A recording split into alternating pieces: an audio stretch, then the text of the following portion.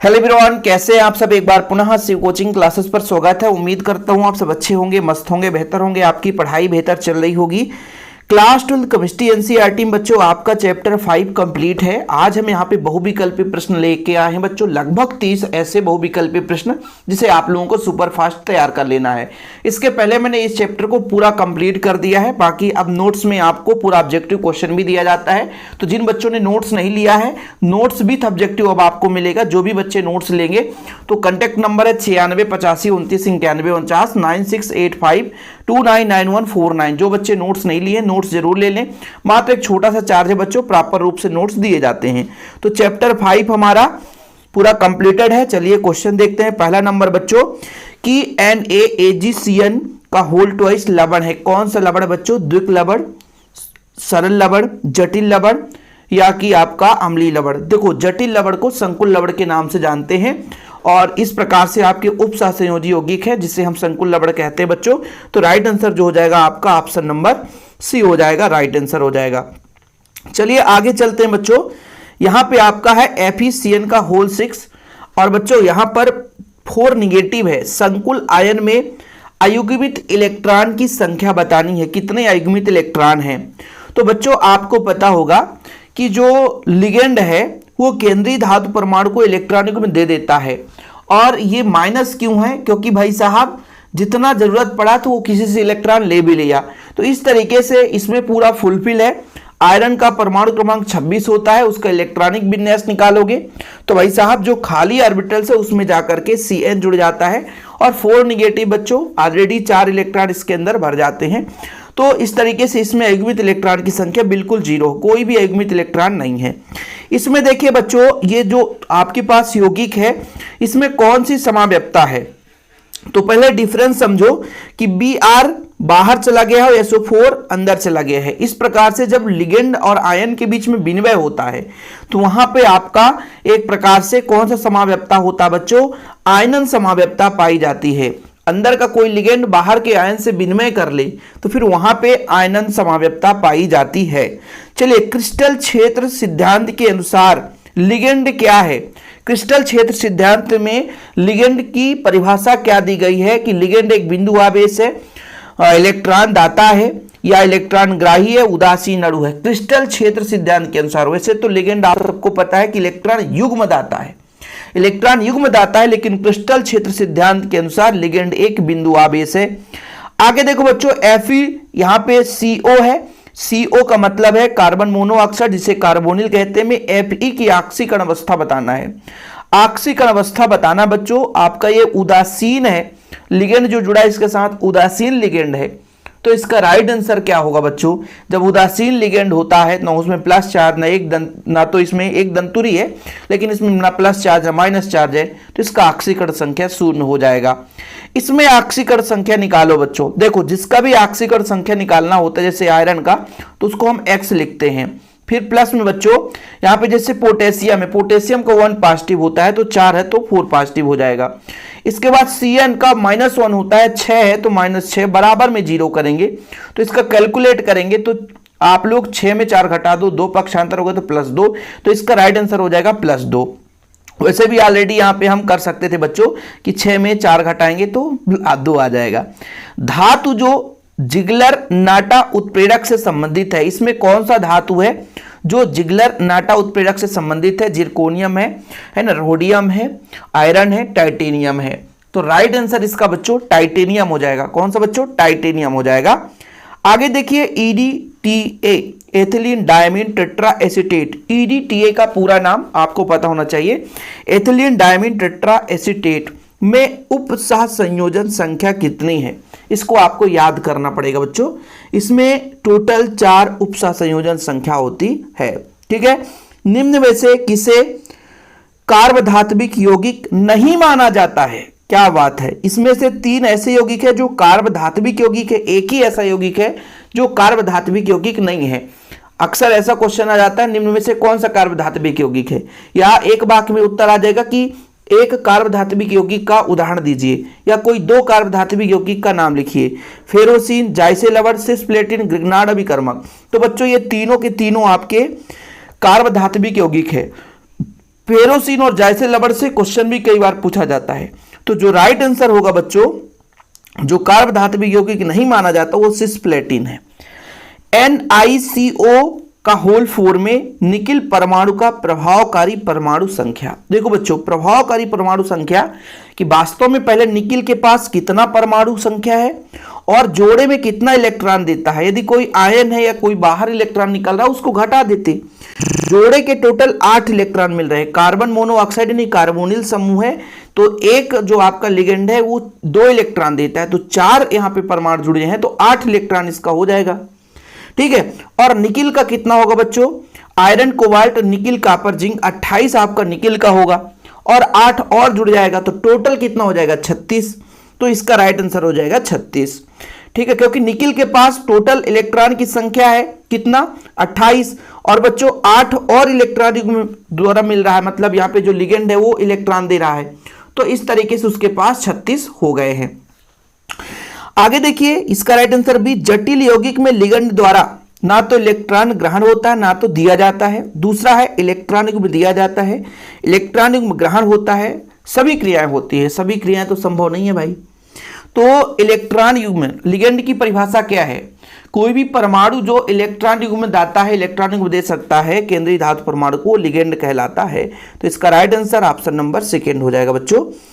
यहां पर देखिए, लिथियम टेट्राहाइड्राइडो एल्यूमिनेट, लिथियम तो भाई एल्यूमिनियम वाले तो हो नहीं सकते हैं, लिथियम स्टार्टिंग में होना चाहिए, 2 होना चाहिए।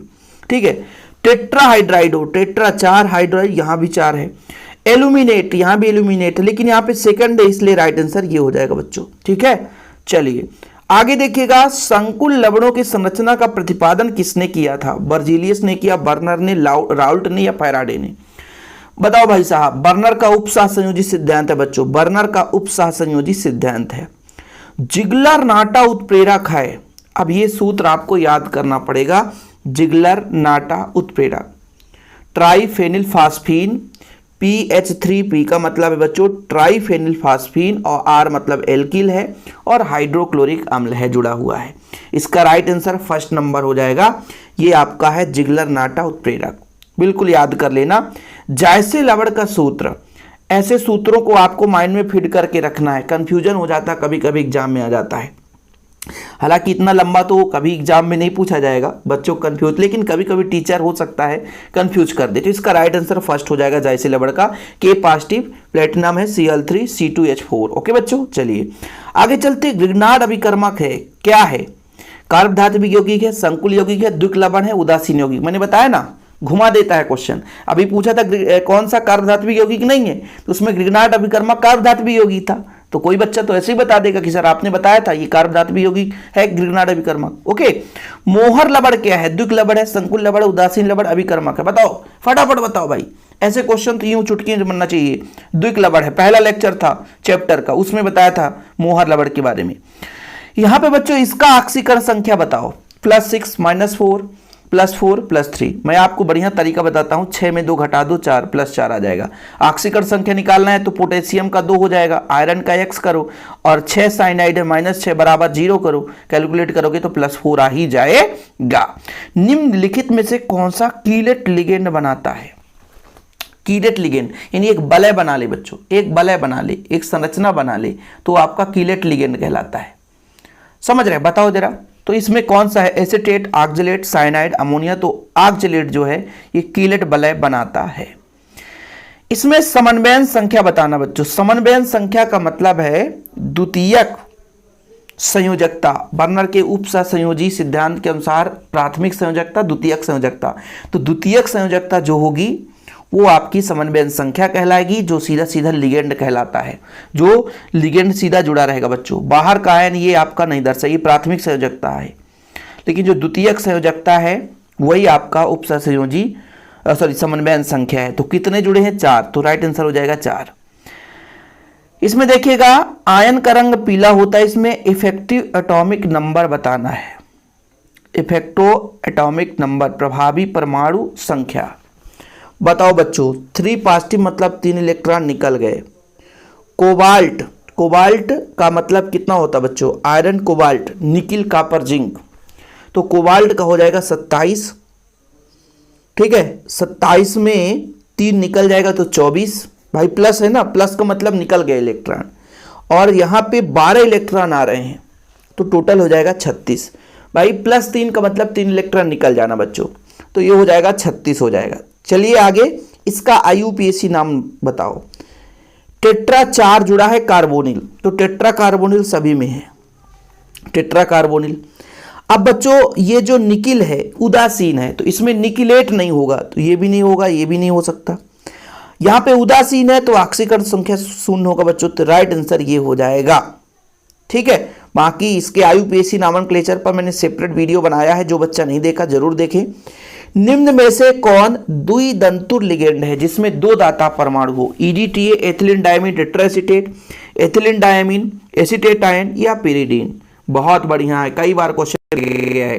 23 नंबर बच्चों बताओ आप लोग, तो इसका राइट आंसर हो जाएगा ethylene diamine. Ethylene diamine, ethylene diamine निम्नलिखित में से कौन रंगहीन है?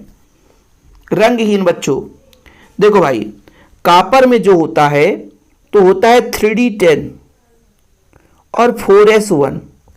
जब ये 1 पॉजिटिव होगा तो s का इलेक्ट्रॉन निकलेगा, लेकिन 3D पूर्ण रूप से भरा है, और जिसमें d में पूर्ण इलेक्ट्रॉन भरे हैं वो कभी रंगीन नहीं हो सकता, वो रंगहीन ही होगा। इसलिए पहला ऑप्शन सही होगा, बाकी को चेक करने की जरूरत नहीं है।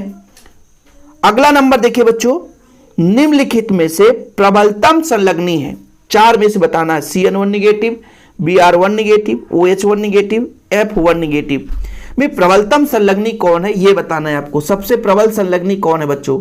इसका राइट आंसर हो जाएगा आपका CN1 निगेटिव प्रबल संलग्नी है। आगे चलते हैं, समन्वयन संख्या। आपको बताया हूं कि समन्वयन संख्या बताना है बच्चों की समन्वयन संख्या क्या होता है। जितना भी यहाँ पे आपका लिगेंड जुड़ा होगा वही संख्या आपका समन्वयन संख्या होता है, तो भटकने की जरूरत नहीं है, सीधा आपका 4 हो जाएगा समन्वयन संख्या। ओके बच्चों, चलिए आगे चलते हैं। समन्वयी यौगिकों में किसी धातु की समन्वयन संख्या क्या कहलाती है? प्राथमिक संयोजकता, प्राथमिक और द्वितीयक संयोजकता, द्वितीयक संयोजकता के बराबर, या इनमें से कोई नहीं बच्चों। तो यहाँ पे मैंने आपको पहले भी मेंशन कर दिया है कि जो द्वितीयक संयोजकता होती है बच्चों वही आपकी समन्वयन संख्या कहलाती है।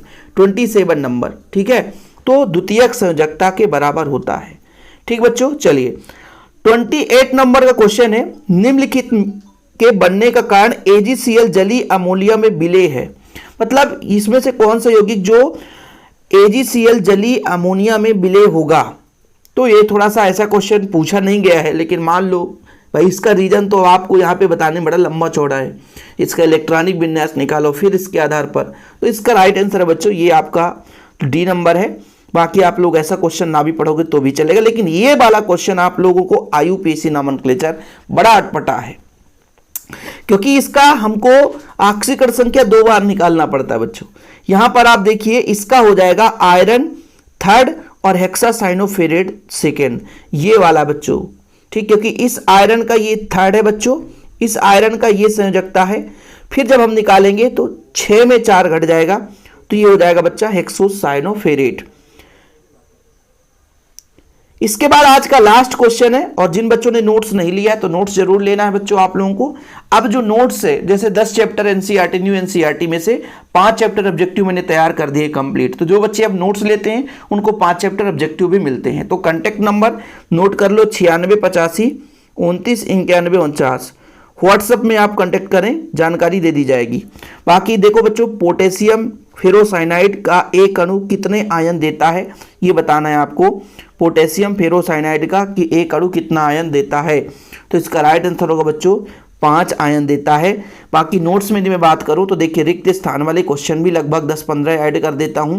17 क्वेश्चन है, सत्य के भी 10 क्वेश्चन है, फिर आपके एक वाक्य में उत्तर वाले भी क्वेश्चन है देख सकते हैं, जो कि हर साल कराया जाता है। और जो बच्चे भाई नहीं लिए हैं नोट्स उनको लगता होगा, जो लिए हैं ऑब्जेक्टिव नहीं मिला है तो उनको मिल जाएगा। ओके बच्चों, फिलहाल अभी के लिए इतना ही। वीडियो पसंद आए तो लाइक करके शेयर करें। चैनल में पहली बार आए हैं तो चैनल को सब्सक्राइब जरूर कर लें। जय हिंद, वंदे मातरम।